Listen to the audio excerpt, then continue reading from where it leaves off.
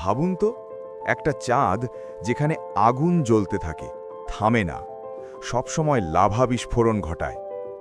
NASA সম্প্রতি এমন এক চাঁদের সন্ধান পেয়েছে যেটা পৃথিবী থেকে প্রায় ৩৩৫ আলোকবর্ষ দূরে। বিজ্ঞানীরা মনে করছেন এই চাঁদে এখনও ভয়ঙ্কর আগ্নেয়গিরির কার্যকলাপ চলছে।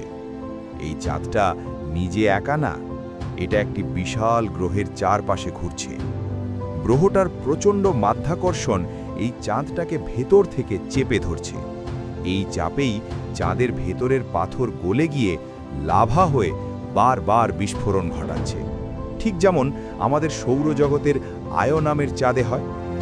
সবচেয়ে অবাক করার বিষয় জানেন, এই আগ্নেয়গিরির ধোঁয়া এতটাই শক্তিশালী যে তা মহাকাশ থেকেই ধরা পড়েছে।